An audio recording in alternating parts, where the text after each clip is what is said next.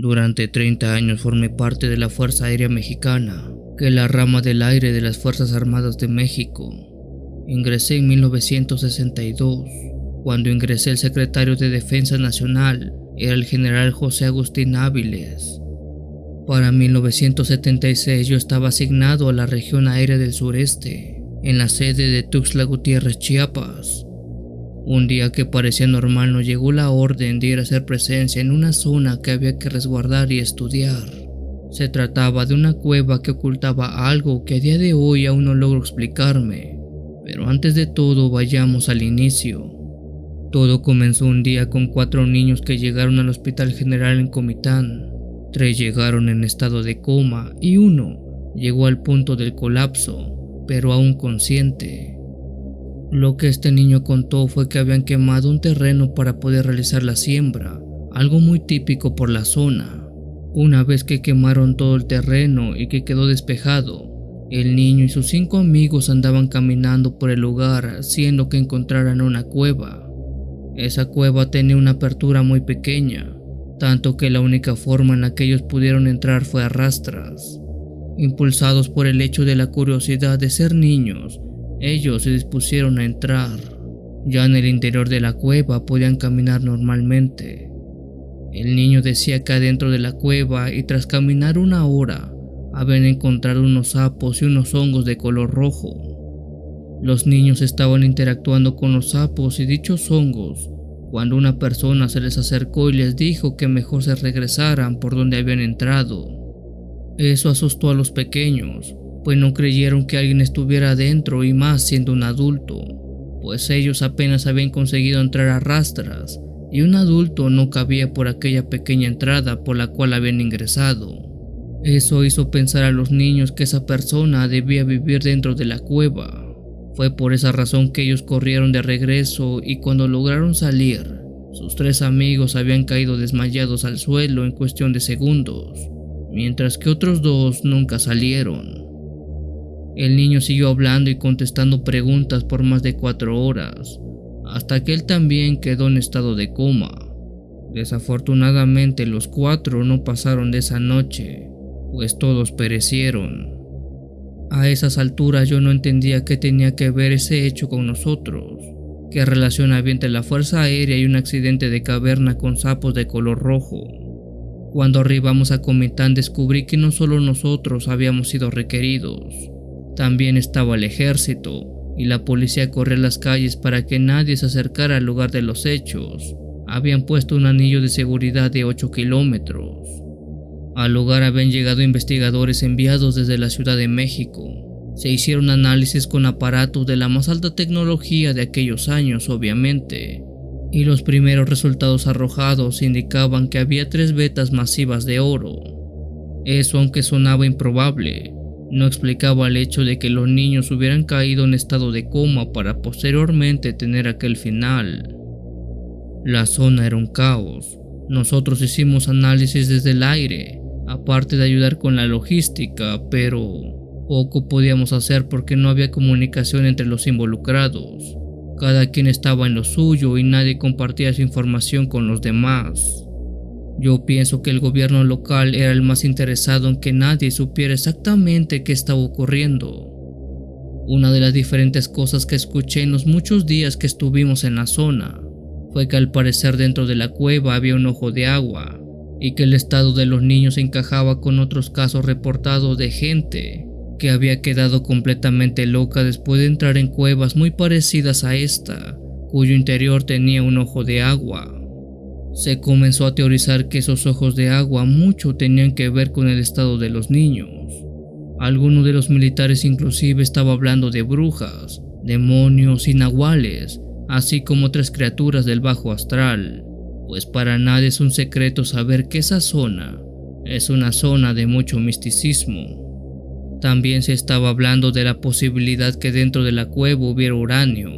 De ser el caso, los cuerpos de los niños habrían absorbido demasiada radiación al punto de causarles fiebre, y cuando salieron de la cueva respiraron el aire fresco, sufriendo así un choque térmico tan fuerte que los hizo colapsar en cuestión de segundos.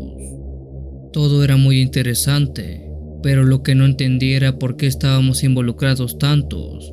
No me malentiendan, pero ese caso no es motivo suficiente para intervenir tantos recursos humanos, económicos y sociales. Fue por eso que le pregunté a mi supervisor. Él dijo que no podía decir mucho, solo que sí, había razones suficientes para estar con tanto ajetreo. Una de las razones era que uno de los niños que había entrado a la cueva era el hijo de un importante militar de la zona. Luego de 9 días se decidió enviar un equipo de 7 elementos bajo el mando de un teniente. Por supuesto, yo iba incluido. Hicimos la entrada más grande ayudándonos de explosivos para poder ingresar de manera correcta. Recuerdo bien que era de mañana cuando entramos. Si bien no pregunté la hora y no la vi en ninguna parte, lo sabía por la posición en la que se encontraba el sol. Nos habían dicho que íbamos a avanzar durante al menos 3 horas, que llegaríamos más allá del punto al que los niños habían llegado. Por los análisis que se habían realizado se sabía que la profundidad de la cueva era considerable, además de que tenía una tendencia hacia el descenso, 1 metro hacia abajo por cada 9 metros hacia adentro aproximadamente. Nuestro objetivo no era obtener muestras de nada. Lo que nosotros debíamos hacer era recorrer el lugar y en caso de encontrar a los 2 niños extraviados, extraerlos, no importaba en qué condiciones los halláramos. Íbamos equipados con mascarillas antigás, lentes de visión nocturna, aparatos que detectaban el nivel de radiación y, por supuesto, armas y municiones para hacer pedazos a cualquier hostil que se nos atravesara. Avanzamos siempre de forma sigilosa y teniendo mucho cuidado de no hacer contacto con los laterales ni con el techo de la cueva. Esto por 2 motivos. El primero era para reducir al mínimo la posibilidad de un derrumbe, y el segundo era para evitar el contacto con las posibles toxinas que tentativamente habían causado el deceso de aquellos críos.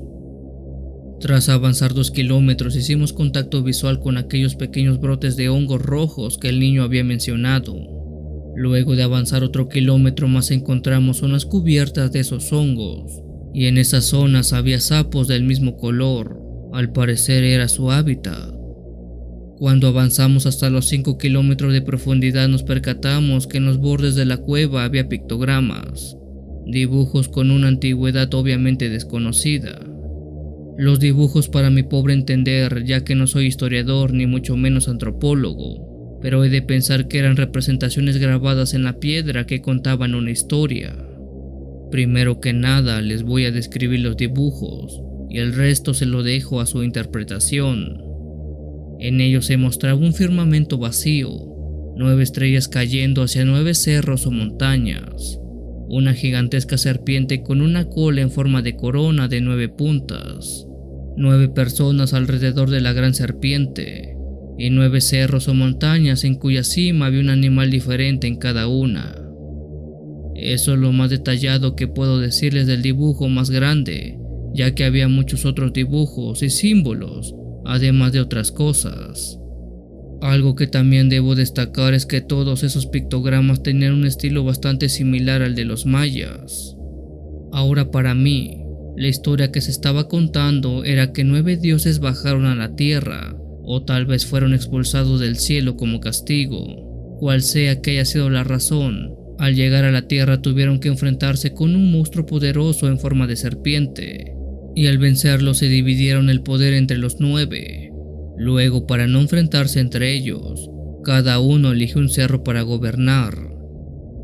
Muy posiblemente mi interpretación no sea del todo correcta, inclusive existe la posibilidad de que yo esté totalmente equivocado, pero eso es lo que yo creo.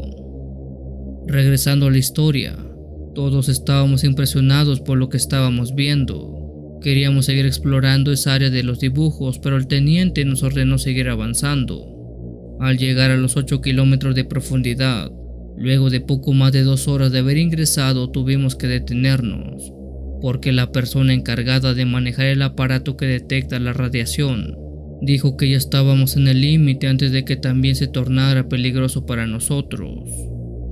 Sin avanzar un solo centímetro más, utilizamos las linternas para observar todo lo que teníamos a nuestro alrededor.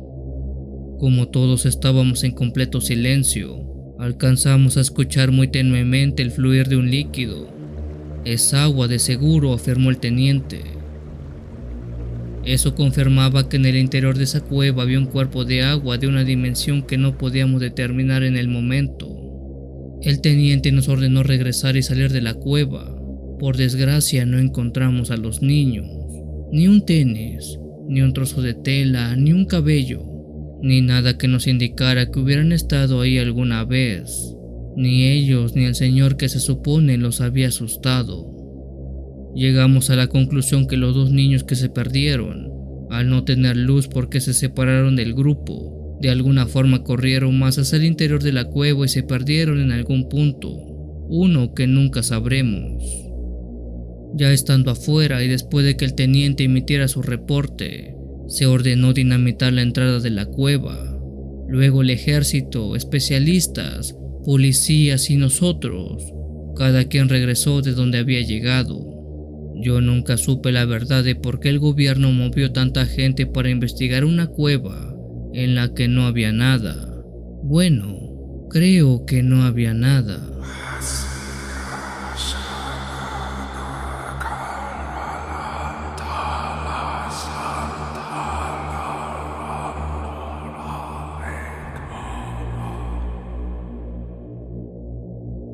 Si tienes alguna historia que desees compartir con esta agradable comunidad, te invito a enviarla, ya sea por correo o la página de Facebook. Los links están en la descripción del video. Te agradecería actives todas las notificaciones para estar al día con los relatos que se suben a diario. Muchas gracias por dejarme llegar hasta tus oídos. Yo soy el Cuenta Historias. Te deseo una linda y oscura noche.